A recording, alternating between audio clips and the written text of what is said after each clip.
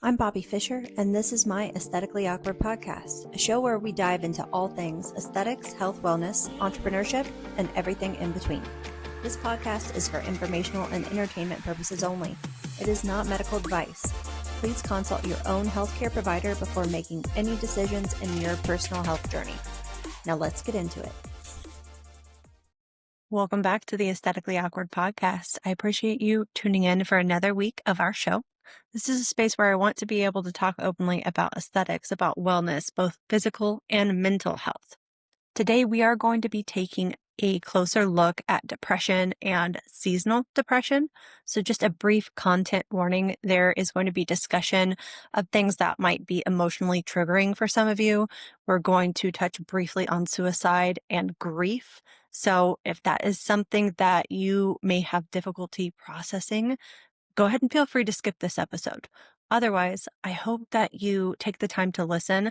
I hope that this is something that teaches you a little bit about what you might be going through or what a loved one might be going through, or if you're a clinician, what your patients might be going through. I've lived with depression most of my life, definitely going back into my adolescent years.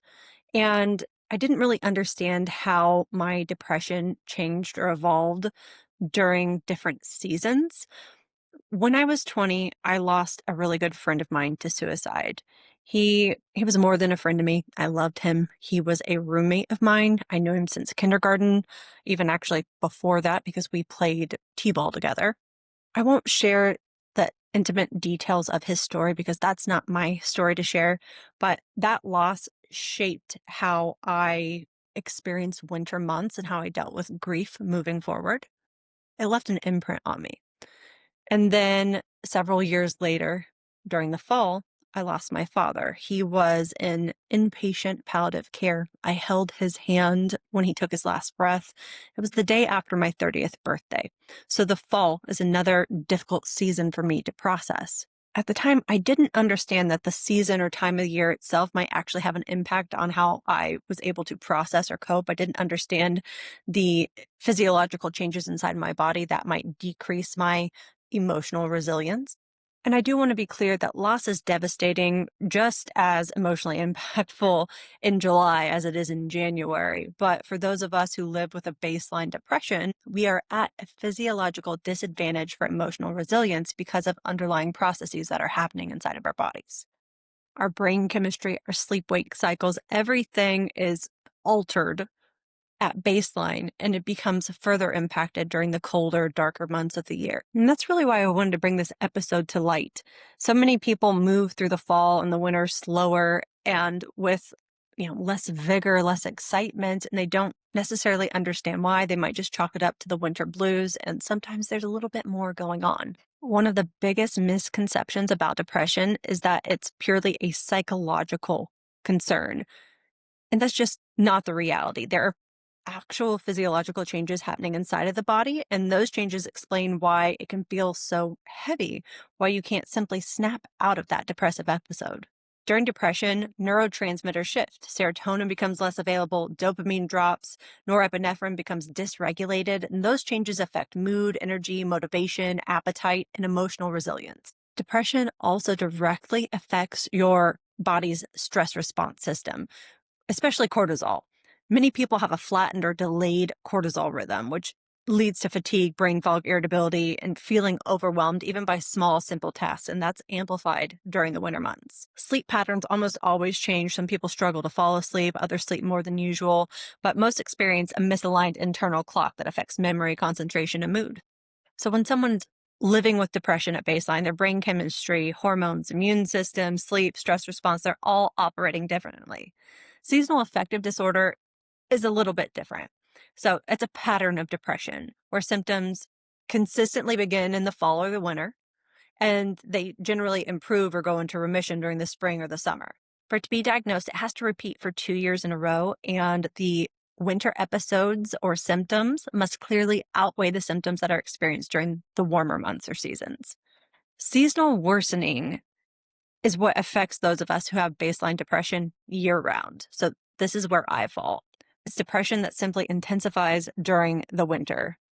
And that's where a lot of you might fall if you have baseline depression and it seems a little more intense this time of year. So one of the biggest reasons that our depression worsens during the winter, it's directly related to our circadian rhythm, so our internal 24-hour clock. That tells you your body when it's time to wake up, when it's time to feel alert, when it's time to release certain hormones, when it's time to eat, when it's time to sleep. This rhythm is almost entirely regulated by light. So your brain relies on bright light in the morning to reset this clock each day. That burst of daylight helps synchronize your serotonin, cortisol, melatonin, your body temperature, your metabolism, all the things that help you feel awake, motivated, emotionally steady. And geography also comes into play. For those of us in the Midwest or in North America or even Northern Europe, we are more likely to be affected by seasonal affective disorder or seasonal worsening of depression. The farther away you are from the equator, the more dramatic the seasonal light changes becomes. In places like Illinois, Indiana, Wisconsin, Michigan, Minnesota, we don't just get shorter days. We get a major reduction in morning light, late sunrises, early sunsets, long stretches of gray skies, fewer opportunities to be outdoors because our winters can be a little more harsh. There was actually a recent 2025 meta-analysis that found the prevalence of seasonal depression increases significantly at higher latitudes, meaning that people living farther north experience stronger winter-related mood changes than those closer to the equator. So when you live somewhere with long, dark winters, your brain simply receives less of the light it needs to keep that internal clock on time. And when that clock drifts off schedule, several things start to happen. You can wake up feeling groggy because melatonin stays elevated longer. Your cortisol peak changes. That hormone that helps you wake up and have energy, it's delayed now. Your serotonin system becomes less active, which impacts your mood and your appetite. You might start noticing cravings for more carbs and sweets than usual. Your dopamine signaling slows down, making motivation harder. It's hard to get out of bed. It's hard to exercise. Let's talk a little bit about thyroid function. Hypothyroidism specifically, this affects me personally. It may or may not apply to your situation, but hypothyroidism already can mimic or worsen depressive symptoms. Winter is a time when many people naturally experience lower activity levels, weight fluctuations, increased fatigue, all of which can obscure underlying thyroid dysfunction. Thyroid hormones interact closely with serotonin pathways, your metabolic rate, your temperature regulation, your cognitive function. Several studies have shown that undertreated hypothyroidism is associated with higher rates of depression and may exacerbate seasonal patterns. Evaluating thyroid function becomes especially relevant for people who feel disproportionately affected by the winter months. And this goes beyond just checking a TSH, taking a look at your free T4 as well as your free T3, taking a look at your antibodies to see if you have any underlying autoimmune component to your thyroid disease. All of that is vital. Reproductive hormones come into play as well. For both men and women, low testosterone in men, for women in perimenopause or menopause, fluctuations in progesterone, fluctuations in estradiol, as well as testosterone. Modern conventional medicine still does not have an FDA-approved guideline for testosterone replacement therapy. I've seen it in practice, and there are many providers who can speak to the fact that testosterone optimization in women can be life-changing. Of course, the emotional weight of the holiday season. For some, the holidays are joyful. For others, it's emotionally complicated. Sometimes it highlights grief, financial stress, strained family dynamics, unresolved trauma, anniversaries of loss.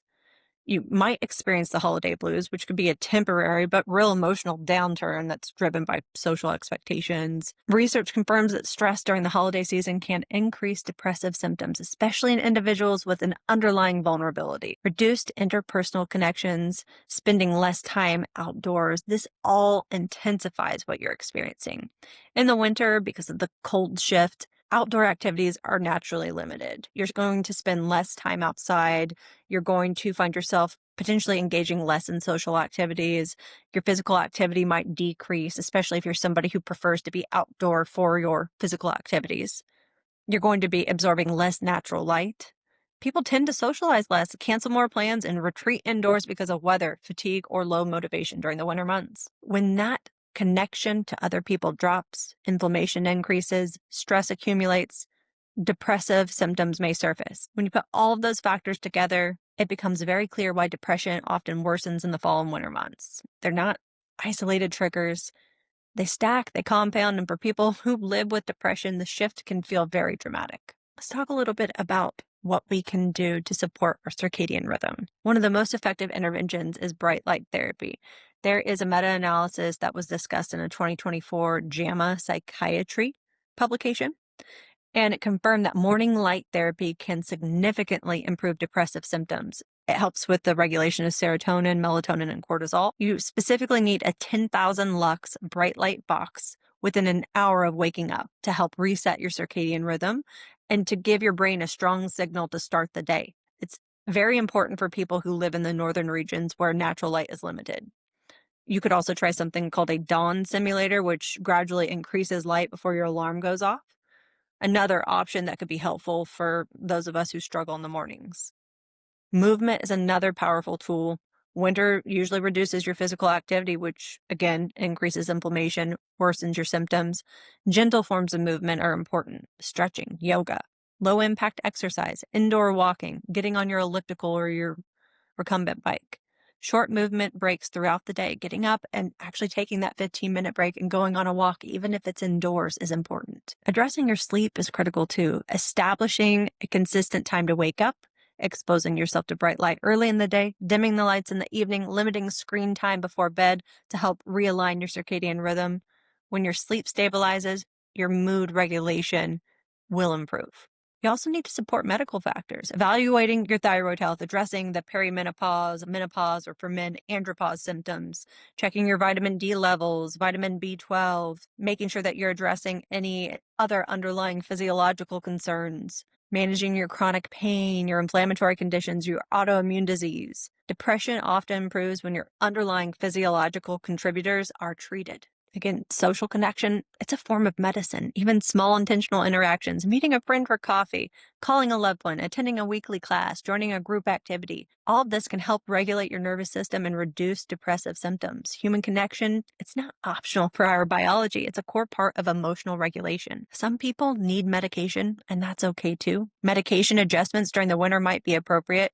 You may need to work with your primary care or your mental health provider to titrate up to help give you more emotional stability during the winter months. And you may be able to titrate down during the warmer months. And emotional awareness matters too. Recognizing anniversaries, losses, grief triggers, and the expectations of the holiday season can help you prepare and build support around times that just feel heavier for you. Seasonal depression, seasonal affective disorder, depression in general, it's not something I talk about lightly. It's something that I talk about from a very personal standpoint. It's something that's unfolded across my own life over the decades. It's been shaped by loss, grief, the reality of living in the Midwest, shaped by the way that my brain chemistry is just different from other folks. I know what it's like when the winter feels like it's closing in around you and everything starts to feel heavier. I know what it's like to move through the holidays with emotions that don't match the season or what other people are experiencing. And I know the weight of anniversaries and memories that live in the colder months for me. I know how easy it can be to feel alone, even if you aren't, even if you've got a support system. Sometimes it's not easy to rely on them and you don't want to weigh them down. I get it. Let's talk a little bit about how this might contribute to some social stigma, especially for other healthcare providers. So depression is common for many clinicians.